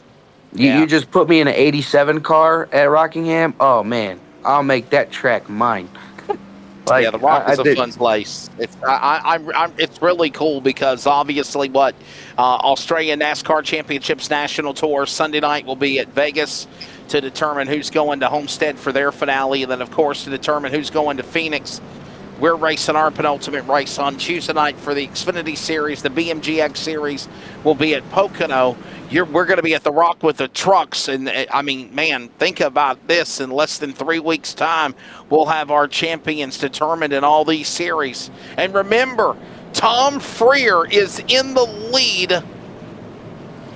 If he wins this race, punch the 41 in by wins, joining Brad Newman. I know he's in the number 2 spot right now on the scoring ticker or on the standings.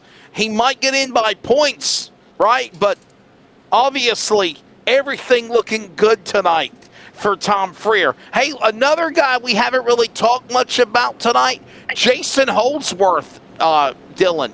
When it counts the most, he's up in the top 10. He's in 7th. As we'll get ready for overtime number 1, he sends to the number 8 truck in 3rd in the standings. And Angus Lawford, by the way, he's also in the top 10.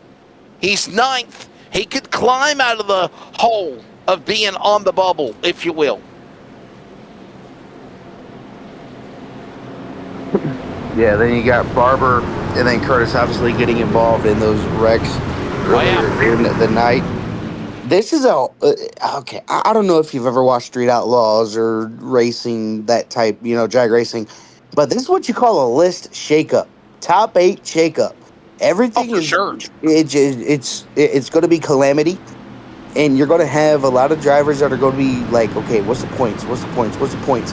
Let me get the points, and we're going to find out the points as soon as this race is over. They're pretty quick at getting the points done, but it's going to be Tom Freer on that inside, Ethan Winter on the out. They had the 10 car drop off the green flag, but it's going to be all different here as green flag is out. One more time. Beautiful restart by that bottom 2, Lewis Greathead and Tom Freer, but this is where Tom Freer does not want to have happen. He's out a little bit too far of Lewis Greathead. Beautiful job side drafting by the number 20 or 39 machine of Ethan Winter. They brought him back. Jason Holdsworth, bottom to the top. He's making it 3 wide. He's wanting to get up to the front. Overtime, playoff points are on the line. A trip to Phoenix as well hangs in the balance. And look at Holdsworth, as I mentioned. He's up on the top side. Dave Douglas is pushing him. Here comes Truck on the top. Down on the bottom, it is Winter. Winter in the middle. Freer on the inside. Holdsworth pushing Cord up top. They make it through the tri-oval. Coming through the United Rentals restart zone. Pick your poison. Here they come to the line. White flag. Race is official. It's go time. Dylan, set him up, Joe. One more to go here at Talladega. And here we go. Tom Freer down to the inside. Jason Holdsworth had all the help on that outside lane, but Aaron Borg decided to go to the middle. He's going to lose a couple more positions, but there's still going to be 3 wide, but it's going to be a drag race between the 39 and the 41.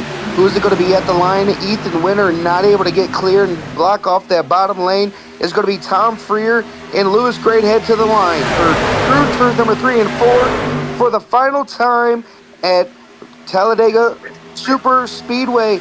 Winner with a truck link gap. Here comes, oh, he's going to get turned.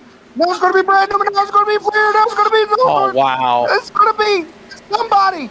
It's going to be Brad Wright getting the race win. Brad Wright. Over Holdsworth and Matt Freeman. Unbelievable. What a finish at Talladega. The field imploded coming off of turn 4 from within. Ethan Winter, and then Freer, and then Newman, and so many top contenders crashed out.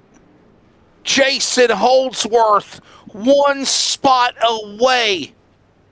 Timing and scoring says 51 thousandths of a second to Wright. Unbelievable. Oh, this is heartbreak for so many here, Dylan.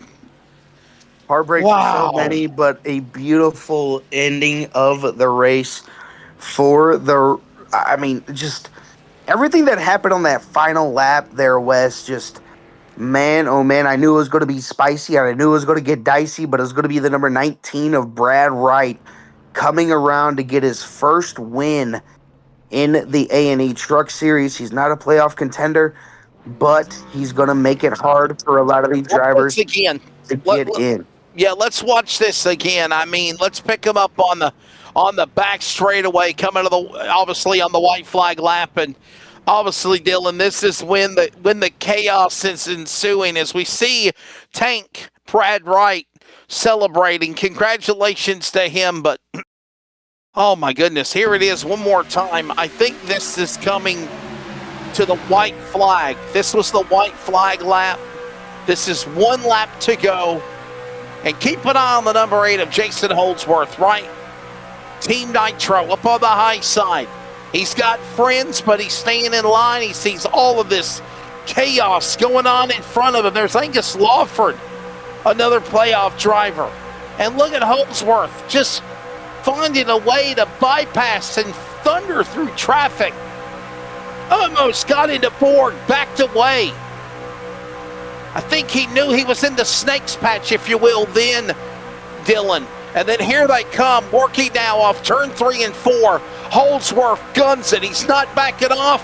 Obviously, like the parting of the Red Seas in the Bible, look at Winter, barely scrapes by. You saw Winter going around. You saw, of course, Freer going around. Winter crashing, other trucks crashing, Borg going around. It splits in front of him, and he just comes up short at the line. Let's look on board with Ethan Winter. Man, this is heartbreaking for the 39. He's the first truck in the fence.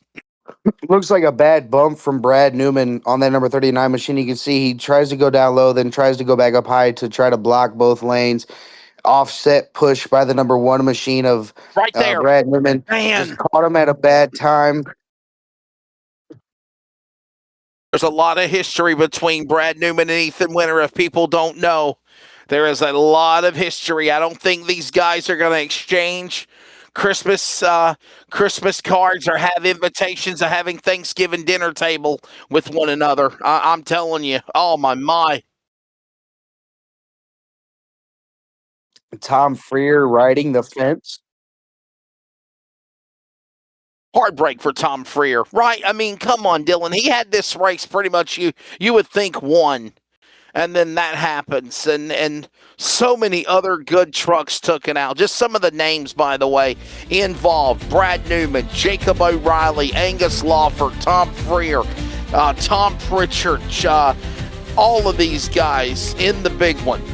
Let's take a look at the results here, Dylan, as we had a wild overtime shootout. And how about it for Brad Wright getting it done here at Talladega? Wow. Yeah, going to go run through the post-race results. It's going to be Brad Wright coming home with the race win. Second is going to be Jason Holdsworth. Third is going to be Matt Raymond. Fourth is going to be Tim Blundell. Rounding out your top five is going to be Kute Dell. Sixth, Harry Taylor. Seventh, Aaron Borg. Eighth, Nigel Seidel. Ninth is going to be Andy Barber. And running out your top 10 is going to be Chris Bleakley.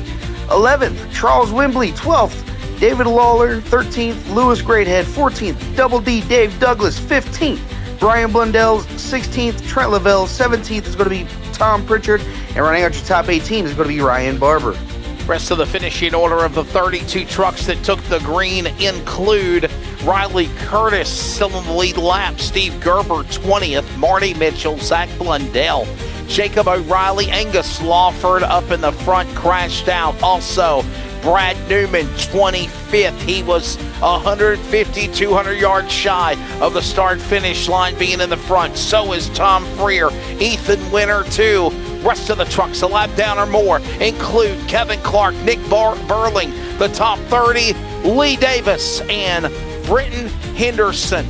The rundown of the 32 trucks here tonight at Talladega at the end of about 220 miles. And there's the man, they call him Tank. It is Brad Wright there, Dylan, and we're going to be chatting with him, man. What a job. I never would have thought that he was going to win this race. He had been a quiet guy all night, and when it's all said and done, he puts it in victory lane. Absolutely. And we're going to catch up with the top three right after these quick messages from our sponsors. We'll be right back. Racing isn't easy, but experiencing it is. iRacing puts you in the driver's seat with the industry's leading sim racing game. Drive on laser scan replicas of the greatest racing circuits from around the world. Go head-to-head against other drivers chosen by skill-based matchmaking to ensure competitive racing at every level. Compete across all your favorite series. In officially licensed cars, engineered to deliver the most accurate driving experience possible.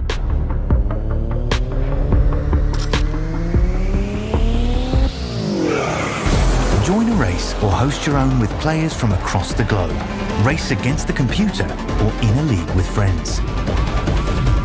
Feel the thrill behind the wheel. Visit iRacing.com.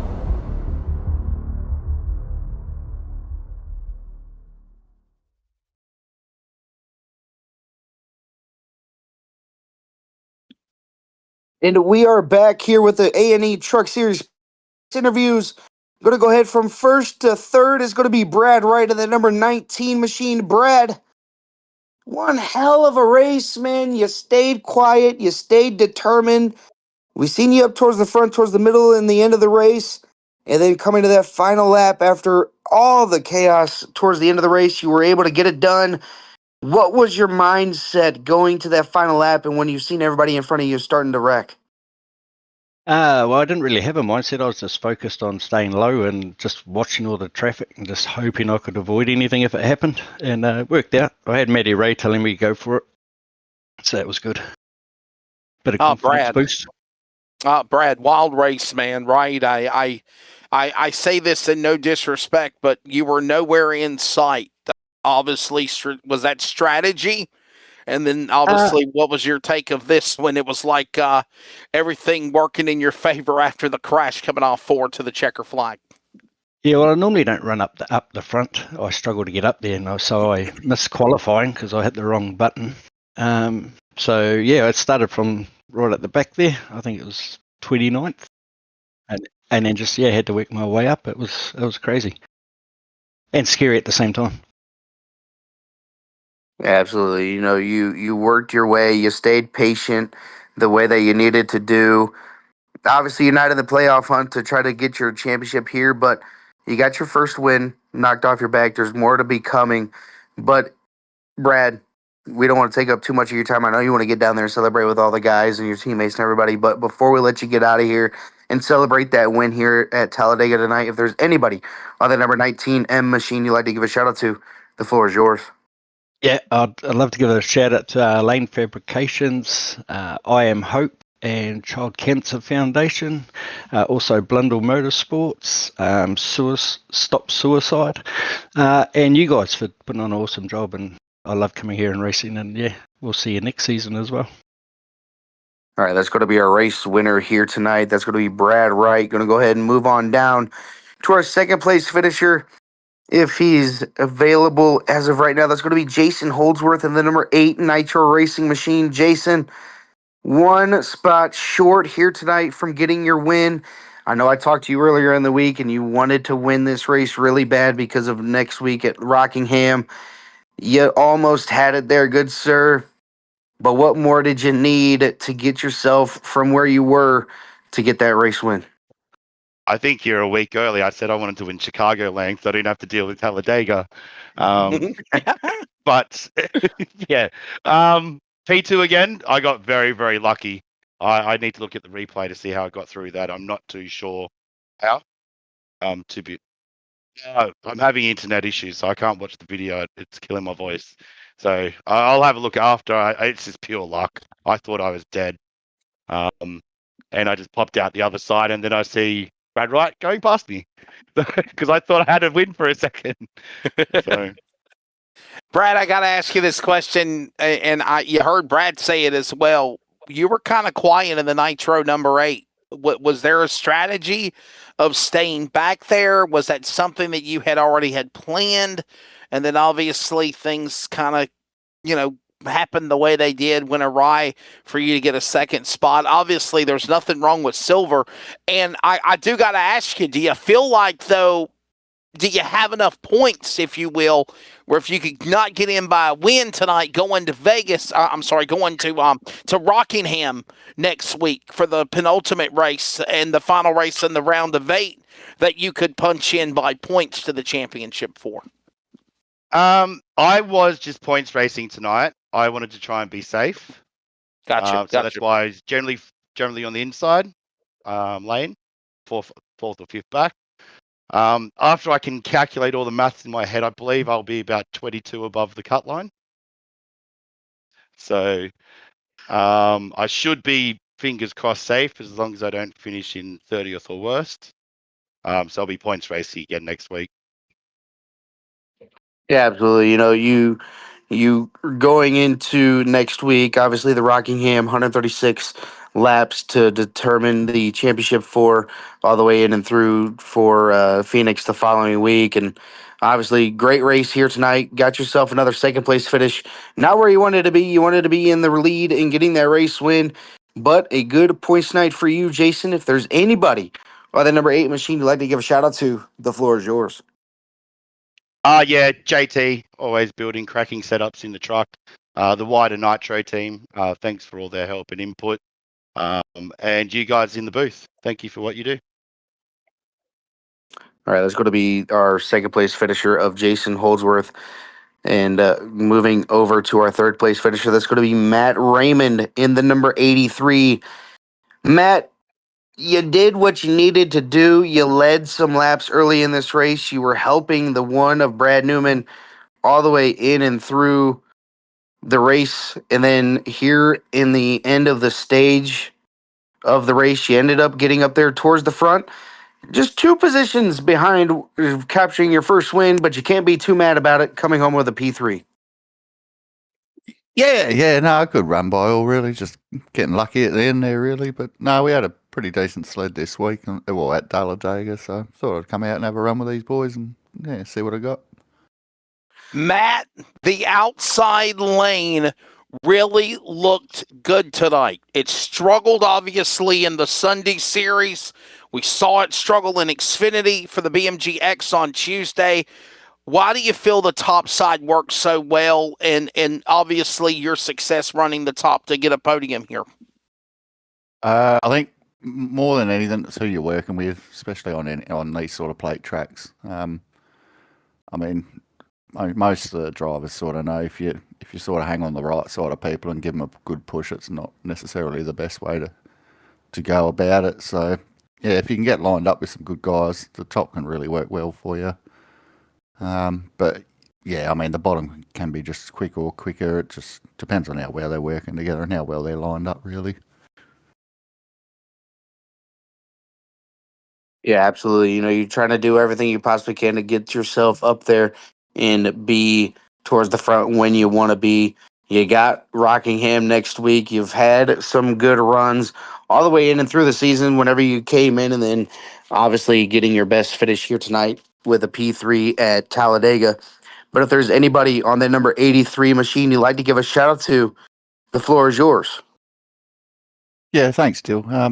Yeah, of course, TWRS, they've been providing setups to SRM now for a while, and yeah, they're shining up some real bullets over there and providing us some really fast sets for the truck, Xfinity Cup cars, everything. So, big shout out to them guys, and of course the boys at SRM. We didn't have many rock up tonight, it's just Breno, and he found a little bit of trouble, but yeah, who else have we got? We've got Scott's of Wraith Fuels on board this year, Cut 6 Dicko, and Ray down at Moondog, and then just a couple of charities we like to shout out with Tourette Syndrome and the Alopecia Foundation Australia. A couple of the lads that drive with us suffer from them diseases on a daily basis, so we like to give them a bit of a shout when we can. So thanks, guys, and you guys for putting on the broadcast and going to all the hard work there. Well, we appreciate you and your foundations that you were striving for, and if anybody wants to reach out and send the donations to their charities, make sure you guys get a hold of Matt Raymond. He can get you guys set up for donations for those charities. But that's going to do it for our top three here in the broadcast booth. And Wesley, what a damn fine race that everything was here tonight. You had it all. You had the 3 wide, the 2 wide, the 4 wide, the single wide. You had everything you ever wanted in this race and more. A couple big ones, but it was ultimately Brad Wright coming around to get the race win. And then we're going to have the updated standings get put up on the streaks. As drum roll, please, Wes is getting ready to come on up. I think it's a good night for Jason Holdsworth, and there it is. He called it 22, and look at that. Wow. Big shakeup going into the last race of the penultimate round of playoffs. Jason Holdsworth, 22 points above the cut line. Aaron Borg is 12. Ryan Barber is 3. And now Tom Freer is -3. Riley Curtis is -8. Angus Lawford is -20. And then only way I can see Jamie Davis making the championship for is a win and you're in situation for the number 92 machine. Can I tell our audience how crazy it's fluctuated now? Obviously, Brad Newman, he's locked into the championship race at Phoenix. He's in. When we came on the air, Tom Freer was second, 9 to the good. Now, he is in the red, -3. Jason Holdsworth was third. He's now 22 to the good in the second spot. Aaron Borg was obviously fifth. He was on the outside looking in -3. He's up to third now. Ryan Barber, he's the only guy that stays locked at fourth, being in fourth when this race started. And the other guys, Riley Curtis, Angus Lawford, Jamie Davis, really nothing changes. The biggest wins here, Jason Holdsworth climbing, obviously. But Tom Freer is the disaster from Talladega in the points battle, if you will, Dylan, because he went from second. He went from the penthouse to the outhouse, if you will. Nice way of saying absolutely. it, right? He was locked in. Now he's literally going to have to try to do something, Tom Freer, to fight back in coming up at the Rock next Thursday night, buddy. Fun race, exciting times. Talladega, this is what it is. It never disappoints, and always a pleasure working with you. Thanks to everybody at Australian NASCAR E-Series, and ready to see what happens at Rockingham. Absolutely. Can't wait to see what happens next week. Can't wait to see everybody supporting everybody and keeping everybody happy with one another. But that's going to do it for myself, with myself and Wesley in the booth. And then Dean hopped in behind the camera angles, giving us the live updates, giving us the schedule. I want to thank Nitro Racing coming on board and sponsoring tonight's season as well. If you guys want to make sure to get on into the Discord and get yourself some winning setups. Let's go to do it for myself and Wesley Outland from the outskirts of Talladega in Alabama. Make sure you guys take care. Brush your hair.